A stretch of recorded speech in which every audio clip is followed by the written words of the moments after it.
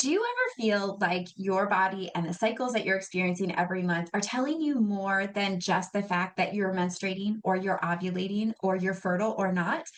If so, I'm so excited to share an amazing book resource that you are going to absolutely love, as well as its author today on my podcast. If you're new here, I'm Rita Johnson, the owner of Health and Hormones. And here we talk about all things related to health, hormones, gut health, unpacking these amazing bodies of yours and how best we can support them.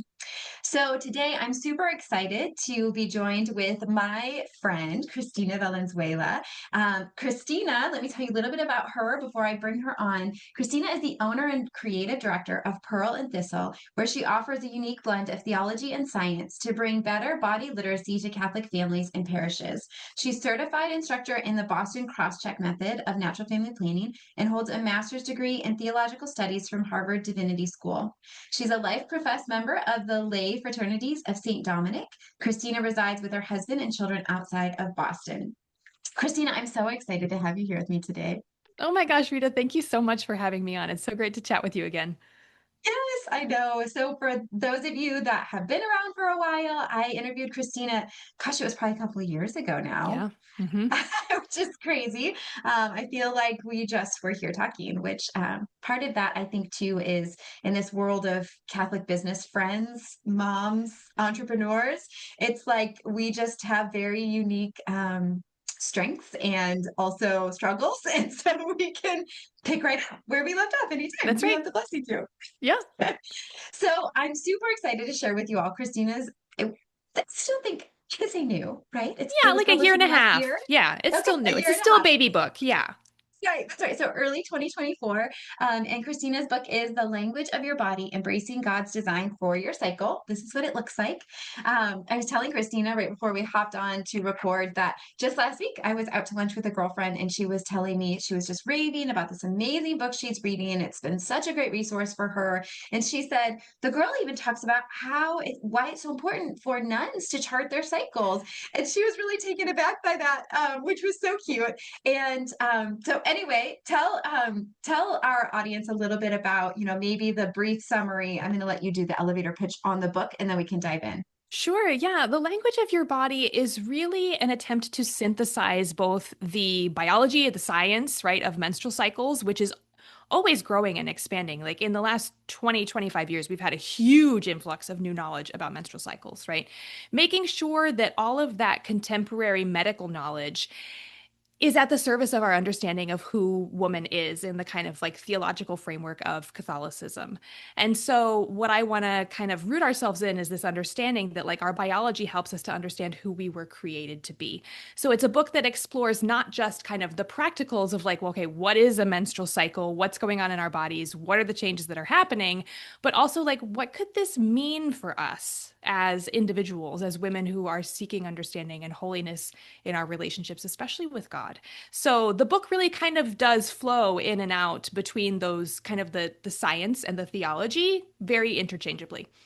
Yes, for sure. I honestly, I don't know why, but I wasn't thinking in the realm of, I wasn't thinking it would be a very theological heavy book, but it is so, and it's not, when I say theological heavy, I don't mean in terms of its understandability. I feel like it's extremely accessible. It's just that like the theology is so rich. It's so beautiful how much it's present on every page. And I am just loving that. I actually, it's funny. I always have a stack of books by my side of the bed.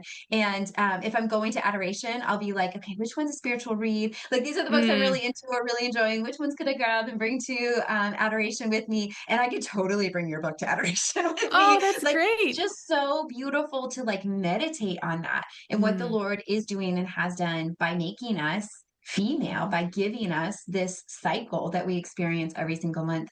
And I think too, I just want to nod to this real quick, kind of mentioning like the current research, the new body of research that we have on women's bodies. And I just interviewed Dr. Naomi Whitaker, who Oh, talks yeah, very sure. loudly about how, modern medicine has liked to shut down the female body, especially in regards to research studies and that kind of thing. And she talked about that, about how, they'll essentially make our body male in terms of shutting down those hormonal shifts, because then we're easier to study. But Right. then that actually does the exact opposite of what we want, which is to really understand our cycles Mhm. more. And I think also one more thing in that realm is in a Catholic understanding of our cycles and our fertility. Well, a lot of us went through like NFP for marriage prep, or we use Yep. NFP for, just fertility and fertility, but we're really missing out if that's all we're using our cycle charting for. So I would love to set you up with that question, Christina. Tell Yeah. me, what are some of those things that we are missing out on if that's all we're looking at our cycle for, is just when you're fertile, infertile, when you can be intimate with your spouse and not? Yeah, I mean, I think the kind of simple, practical, even secular explanation, what would we be missing, is that there's plenty of reason to assume or to understand that our menstrual cycles are a vital sign of health at this point. Everything that we are learning about the body is that women's bodies uniquely are designed for this ebb and flow of these different hormones in different ratios at different times. And so there's so much even of our long-term health, like bone health and, the health of our brain and our heart health and all of this that really depends on this cyclical flow of hormones. So I think that's like one baseline level that I think everybody could agree on. We probably need more education on this. But for women who are in the Catholic sphere, I think it's a lot deeper because I think there are a lot of times where we want to make femininity however we want to encapsulate that, whether we want to say like the feminine genius or spiritual motherhood or however we want to talk about this, we can make it kind of one dimensional. And when we rob our understanding of woman in her spiritual sense from the foundation of her biology, I think we're missing something that is actually really crucial to how we are designed to function, right? Your spirit doesn't function outside of your body, right? Your body is enlivened by your spirit. And so when we better understand what our body is doing, then I think we can have a better understanding of who we are, how God has uniquely made woman different from man, but then also we can start thinking about like, well, how does this understanding of me being rooted in my biology and appreciating that, how can that change my understanding of the relationship that I am supposed to have with man, but maybe also with God? And so you can bring things to your prayer life. You can bring things to just how you would consider maybe kind of maximizing diet or exercise or something like that with different cycle phases and kind of trying to line those things up. You could also consider how your moods and your energy levels and even sort of the way that you relate to God shifts throughout your cycle. And I'm very quick to say in my book that I don't want anything to sound prescriptive, like every woman has to follow like a cycle synced prayer life regimen. I think that's very silly. But I do think in this day and age when society at large is kind of confused about what makes a woman, right? Being able to pinpoint this biology and have it be right there in tandem with our spiritual understanding of womanhood and our whole person anthropology, Christian anthropology of womanhood is really, really important as we're going to be raising our daughters and as we're trying to navigate these sort of muddied messages from the world. Yeah, for sure. Oh my gosh, I loved that so much. I loved the thought of, even if it's just having the expectation or understanding that even the way that we're relating to the Lord is different based on different times of our cycle. Because I think that sometimes just having that basis of knowledge of like, you can work out differently for your cycle, even if all you needed from that, your like true takeaway was that like I can give myself rest days during menstruation, right? Like even if that's Amen. all Yes. you come away from, and Yes. truly when I think about like praying with my cycle, sometimes all I can handle in that moment is just coming away from it, where like some days of the month, I might just, my early morning prayer time might just look like, oh, Hmm. here Hmm. I am, Lord. Yep. Just Exactly. help me do it anyway. Like, right. And that is so beautiful though. Even just if that's where you're at and that's all you can embrace, That's beautiful. And if you're at a place where you're like, I can really try this on. I can really dive deeper. I love how well your book walks through an awareness that can really help us to dive deeper into our prayer life in those unique ways. And I absolutely love that. Um, okay, so in your book, you talked about the difference in hiding with God Mm, versus hiding from God. And I think yeah. that especially in this realm of educating girls on their cycles, embracing as adult women our cycles, this is so prevalent, right? And so how do you see in our well, maybe let's start with just like in general, what did you mean by that? Sure. Yeah. I mean, I think that I've noticed a tension, right? That there's a noticeable tension in the kind of the way that we talk about menstrual cycles. And there's this sort of natural barrier that a lot of people have about like, this is private, I don't want to talk about it. Right. And I want to honor that impulse. If a woman feels like this is something that is very private and personal and she doesn't want to talk about it, I don't think there's a reason we have to be telling her like own your womanhood, like free bleed and do all this stuff. I think that there is something very meaningful in the way that we hold on to experiences that are meaningful, the way that we gather things up and we reverence them in the quietness of our hearts with God. But I think where we go wrong is when we have that impulse to hide it because we're shamed, right? So Mary has a hiddenness with God because she's so close to him. Adam and Eve hide themselves purposely because they're ashamed. And so the action of like hiding or retreating from a public sphere whenever we're talking about this stuff, it may look the same based on different motivations. And so it's very important to have the right motivation.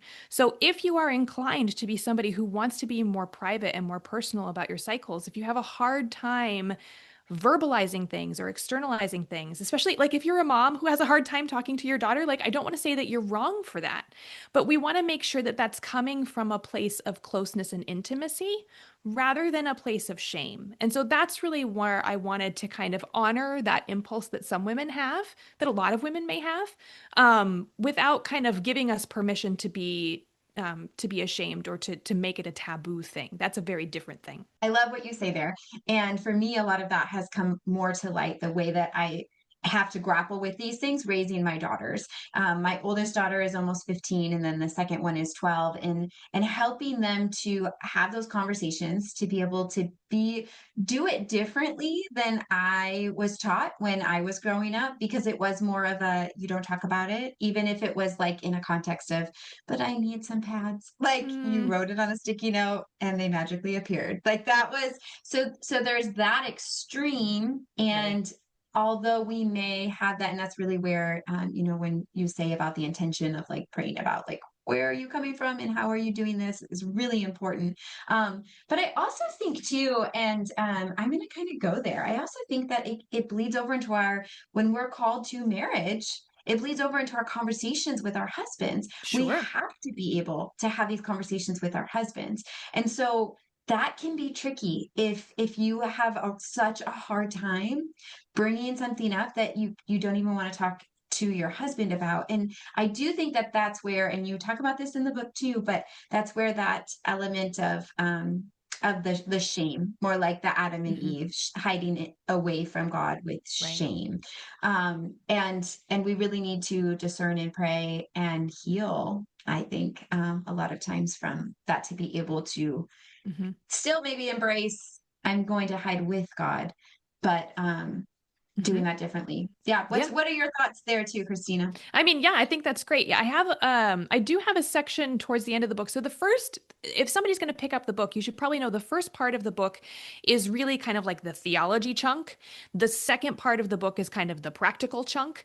And so I do have a chapter in that second half that is about, relationships and husband and wife, right? And how husbands can even better understand their wives and how you can have a better marriage if both of you are equipped to kind of honor the natural rhythms of a woman's body and to accept them without shame, without taboo, being able to openly embrace this aspect of yourself. And it sounds so silly when you sit and be like, well, your husband should accept all of you. Yeah, okay. That shouldn't be a revolutionary thing to say, but I think in this world, when there can be that kind of barrier to understanding because we haven't been educated, men or women often haven't been educated about this, we don't know how to properly love and to respond to those needs of the women in our lives, or to properly communicate our needs to our husband. That's another thing that I talk about, is like learning how to speak up and ask for what you need, right? That it's allowing him to love you in a particular way if you express that need and you express your desire for him to help you there. Yeah, so beautiful. And it totally called me out. I have read about the first half, y'all. Sorry about that, No, Christina. no, it's totally fine. I am going to finish it though. It is so good. It is I've so, heard so that it's good. kind of, I've heard that people think that it's going to be kind of a quick read, and then they find it being a lot more dense and maybe thought-provoking than they had anticipated, so it slows them down. So that's what I've heard from a lot of women with the book. Yeah, for sure. And I definitely there's been so many times, and I think that that type of feedback tells you that as well. But there's been so many times that I'm reading this and I'm like, I mean, I knew God gave me a great gift in my friend Christina, but holy crow, so amazing. Oh. Right. So going back to when I was sharing that my girlfriend, when we went out to lunch, that she was talking about reading your book. She also then mentioned, she said, and I think I'll know the answer to your question here, but she said, I just wish I could ask her if she has a recommendation for how to teach my daughters how to cycle chart that are in their teens. So I'll let you answer that one. Yeah, I mean, so my very self-serving recommendation is that I have a number of materials that I have written specifically for you. So I run a business called Pearl and Thistle. And so this book really is the culmination of my work spanning over a decade at this point, serving women and couples at all these various touch points in our reproductive lives and in this sort of education journey of body literacy. And that first point where we really do some like actual education on the menstrual cycle is in that time of like right before a first period. So I have a program called Cycle Prep, which is a video course. But then following Cycle Prep, after a girl gets her first period, I have a book called Cycle Charting for Girls. It's available on Amazon or it's available on my website. And it's a simple little introduction to charting that does not cover all of the details of fertility. It doesn't talk about calculating a fertile window. What it does is it talks to girls about, number one, why your cycles in the first few years after getting your period can be irregular, and that's usually okay.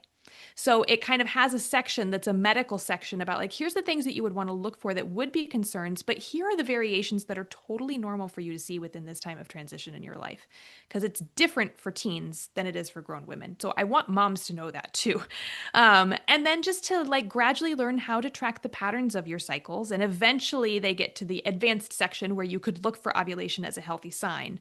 So that's called cycle charting for girls. And if a mom liked my book, I would definitely encourage her to check that out because it reflects a lot of the same values. It's not explicitly Catholic, because it's for a younger age group. And I think that they need more practical things than theoretical things at that age to get them introduced to their cycles. When they get older, then I have a book that's called Cycle Charting for Single Women. And that's where I introduce more of the theological concepts when they're a little bit beyond that initial kind of adolescent stage. Beautiful. So helpful. So helpful. Um, all right. Well, I really wanted to read a little like a paragraph excerpt of the book. And Oh, honestly, as sure. I look back on my notes, I have so many starred that I was like, oh man, I don't even know. I really felt like the Lord would show me which one at the Mm. towards the end of our interview that I just really wanted to share. But I just really have to say, if you guys were at all on the verge of buying Christina's book or interested and not sure, you just need to read it because it's all so good that like I can't even like tell you just this one little part. I'm gonna read one. I'll Yeah. just like Yeah. pick the last one. But I just have loved it so much. It is such a beautiful, wonderful read, so enriching and very spiritual, especially for me so far. Like I said, I'm about 100 pages in, so I'm still deep in the theology part, but it's been so spiritually thought provoking that Mm. I just have loved it so much. Okay, so this is under a section meditation on the body as a path to knowledge. It may seem odd at first to consider how our menstrual cycles image God, because the fact is that many women do suffer through very difficult experiences with cycles and periods. Pain, shame, embarrassment, illness, or the cross of infertility may all lead us to think that our cycles and periods are things of the devil rather than our good, loving Father. Yet those experiences of physical and psychological evil through our cycles are not constitutive of our cycles themselves. They're a result of our bodies living in this fallen world. Therefore, the more we can do to dive deeper into understanding our design and biology as women, the more clearly we will be able to discern the beauty and goodness of God's design amidst the messiness of everything else. Christina is so beautiful. Oh. It's just, I just feel like it's so affirming of, regardless of where, what your experience has been, where you're coming from, there's something so rich to be Mhm. found in the biology of our bodies, and seeing that as a story that can also lead us back to the Lord, right? And so Mhm. that's really where that biology becomes theology. Mhm. But I just love that so much. And one other thing it kind of brings up for me, and something I'm sure you see in your work as well, is I think that sometimes there is this struggle of like discerning between, is this a cross I'm supposed to carry, like painful Ah. periods? Is this Mhm. something that I'm just supposed to suffer with? Or is this something that I'm supposed to lay down? That I'm Mhm. supposed to dive into understanding how and when can I support my body better, and how can I move forward to that? So, can you speak to that, like those two differences, and what you recommend to people when they're struggling there? I mean, I'm inclined, I am of the theological persuasion that it's very, very important that we should not say that God wants us to suffer. God does not desire our suffering. What God desires is that when we are suffering, we invite Him into that suffering with us. And so we unite that suffering to His and we offer it up on the cross. So when we can say two things, when we can say, I am suffering, right? And this is an evil that I am experiencing, and that Christ wants to be with me and sanctify me in this suffering, then we're allowed to do everything in our power to properly alleviate that suffering, including praying for the release from that suffering, right? So you can go to the doctor, you can do the regimens, you can, as long as you're feeling like this is how I want to pursue healing in my body, right? Do that with God's blessing and know that sometimes the answer of healing is no. We have to trust that that is for our greater good and that Christ is with us in that. So I don't think, I think it's really hard sometimes because the line that I frequently use is, a lot of times with women's issues, we're told to suck it up, right? This is just what it is. Just suck it up. This is just what you have to deal with. And I feel like that is just a lie from the pits of hell, right? Like there's a big difference between sucking something up and offering something up. And I think we really need to ask ourselves when we're facing that suffering and we're struggling with that, we should ask ourselves, okay, am I in a space where I've given up hope, I'm in a state of despair and I'm sucking it up? Or am I uniting myself to Christ in this and am I offering it up? Those are two very different realities. For sure. Yeah. And I think very different places to live too. Whether you're in despair or, and it's also different if you're pursuing your path Hmm. to health, if you're pursuing getting Hmm. answers, and maybe it's some other random crazy thing that I haven't tried that's actually going to be the solution to my problem. It's living from a place of hope when you're Yes. living in that place, as opposed to despair, which, yes, I think that's a really good thing to take up in prayer. If you're struggling in that way, if you're trying to figure out, am I more leaning towards despair or am I living with hope? Just ask the Lord to help reveal those things to you, because Hmm. I do see women, and I think this is particularly, and then not necessarily, whether married or religious or single, but I do see women really struggling with this, especially in the Oh, yeah. Catholic sphere. I think it's a very big thing that we need to be talking about more. So thank you. Thank you Hmm. for that beautiful answer. Well, Christina, tell us where people can find you. Are you on socials? And then I'll include the links for those programs you mentioned in the description of this video as well. Yeah, so I have said that my business name is Pearl and Thistle. So you can find me at pearlandthistle, all spelled out.com. And then my Instagram and my Facebook handle are exactly the same. So at Pearl and Thistle, all spelled out. Beautiful. Thank you so much. And thank you so much for being on today. This was so great. I cannot wait to go finish the book. And I hope you all will get your own copy because it is so fabulous and enriching. And pass it along too. Share it with others because this is really, we need to continually talk about the beauty of our cycles so that we can affect this cultural shift that is happening of the ways that we are beautiful inside and out as women, as disciples of the Lord. So thank you so much for joining us today, Christina. Thank you, Rita.